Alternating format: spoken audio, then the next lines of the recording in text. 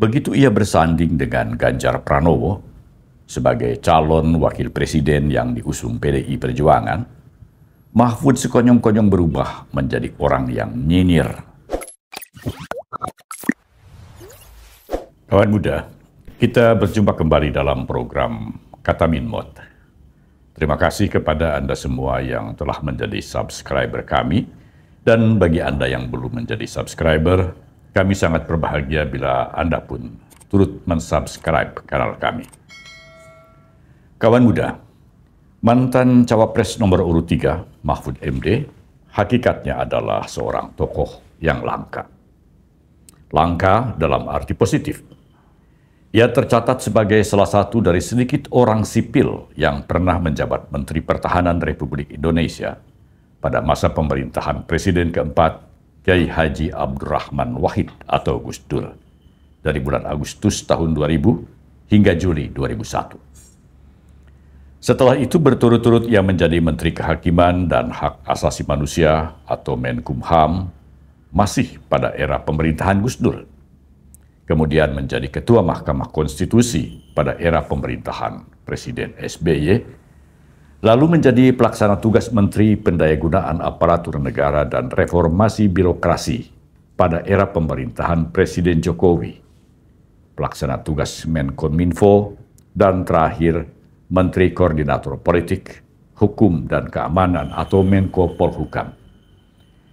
Dengan kata lain, Mahfud adalah orang yang memiliki segudang prestasi, sehingga ia selalu dipakai sebagai pejabat pemerintahan dan pejabat negara pada 3 era pemerintahan. Jabatan-jabatan yang pernah diembannya tidak lepas dari kapabilitasnya sebagai ahli hukum dan ahli ilmu politik, karena ia memang seorang sarjana hukum dan sarjana ilmu politik dari Universitas Islam Indonesia dan Universitas Gadjah Mada. Ia juga seorang politisi senior yang pernah berkiprah di Partai Kebangkitan Bangsa. Reputasinya sebagai ahli hukum membuat Mahfud MD menjadi orang yang sangat disegani. Getar kewibawaannya sangat terasa tatkala ia menjabat Ketua Mahkamah Konstitusi. Ia selalu berhasil menyelesaikan sengketa pilkada, dan pemikiran-pemikirannya tentang masalah hukum sering menjadi acuan publik, bahkan menjadi rujukan para ahli hukum lainnya. Sebagai pribadi, sikap Mahfud juga dinilai mengesankan. Ia tidak marah dan tidak melakukan protes atau berbicara yang aneh-aneh saat dirinya batal ditunjuk menjadi cawapresnya Jokowi di periode kedua, karena posisinya digantikan oleh Kiai Haji Ma'ruf Amin. Bahkan ia kemudian bersedia menjadi Menko Polhukam pada Kabinet Indonesia Maju. Sampai di sini, masyarakat masih menilai Mahfud sebagai tokoh bangsa yang lebih mengedepankan kepentingan nasional ketimbang ambisi pribadi. Sehingga ucapan-ucapannya sebagai Menko Polhukam masih terus menjadi rujukan. Tetapi entah mengapa, begitu ia bersanding dengan Ganjar Pranowo sebagai calon wakil presiden yang diusung PDI Perjuangan, Mahfud sekonyong-konyong berubah menjadi orang yang nyinyir, yang tak ada bedanya dengan Ganjar Pranowo. Ia menyerang kebijakan-kebijakan Jokowi, padahal ia masih menjadi menterinya Jokowi saat itu. Dan tentu saja, ia juga rajin menyerang Prabowo Gibran. Mahfud yang sekian lama dinilai sebagai ahli hukum yang berwibawa, seolah kehilangan aura kewibawaannya dan menjelma menjadi orang yang tantrum. Mungkin saja sikap tantrumnya itu disebabkan kesalahan strategi saat dirinya memutuskan menjadi cawapresnya Ganjar Pranowo, seperti yang pernah diungkapkannya beberapa waktu lalu. Ketika saya diminta menjadi calon wakil presiden itu, kan nama pasangan Pak Prabowo belum muncul. Di dalam pikiran saya, Pak Joko Widodo itu akan tetap bersama Mas Ganjar, sehingga saya, wah ini enak nih, kalau Mas Ganjar langsung jadi nih gitu kan. Ternyata 5 hari kemudian yang muncul namanya Gibran gitu. Lalu konfigurasi berubah, tapi tidak apa-apa, itu politik. Itu politik. Saya sendiri waktu itu menghitungnya ya paling lawan saya itu Pak Prabowo berpasangan sama Erik atau sama Erlangga atau sama siapa gitu kan, itu yang muncul. Tiba-tiba keputusannya Gibran. Yang harus ngitung ulang akhirnya ngitung utang kekuatan kita. Salah strategi boleh saja, tetapi hal itu seharusnya tidak membuat Mahfud kehilangan jati dirinya. Sejak menjadi cawapres nomor urut 3, Mahfud terkesan sangat dikendalikan oleh PDIP dan Ganjar Pranowo. Sampai-sampai ia pun dengan berat hati mengundurkan diri dari jabatan Menko Polhukam karena tidak tahan dengan desakan Ganjar. Dan Mahfud pun bahkan kehilangan independensinya. Sekarang ia berada di belakang tim hukum Ganjar Mahfud yang akan melakukan gugatan ke Mahkamah Konstitusi dengan tuntutan utama mendiskualifikasi Prabowo Gibran dan meminta pemilu ulang tanpa mengikutsertakan Prabowo Gibran. Mahfud seakan menutup mata terhadap kenyataan yang ada bahwa Prabowo Gibran telah ditetapkan menjadi presiden dan wakil presiden terpilih pada pemilu 2024. Bahkan para pemimpin dunia pun sudah mengakui dan mengucapkan selamat kepada Prabowo Subianto. Sebagai mantan Ketua Mahkamah Konstitusi, Mahfud juga semestinya mafhum bahwa tuntutan yang diajukan pihaknya sangat muskil terwujud.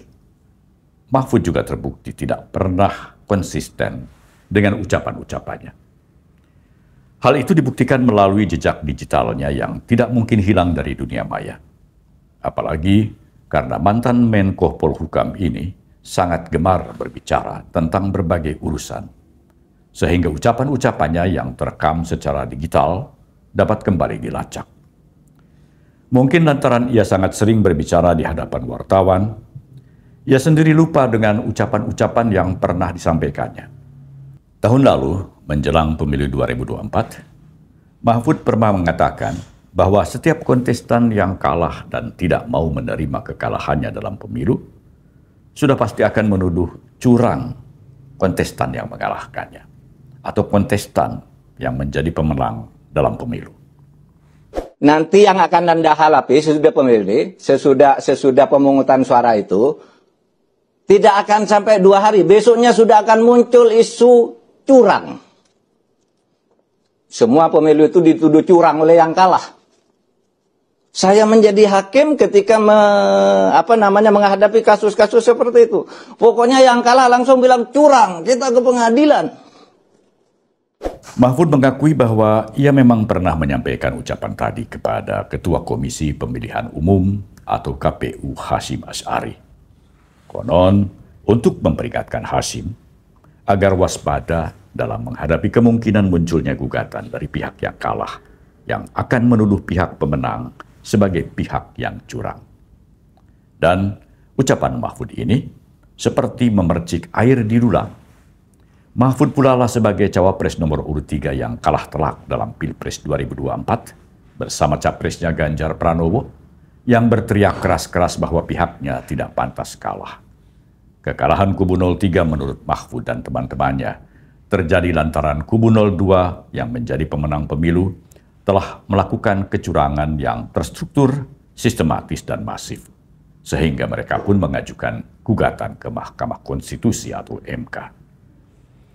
Jadi wajar saja jika salah seorang tim pembela tim pembela Prabowo Gibran, Hotman Paris, melalui akun Instagramnya pernah menyinggung kembali ucapan Mahfud, yang jejak digitalnya masih bisa dilacak hingga sekarang, disertai pertanyaan, untuk siapa ucapan itu disampaikan?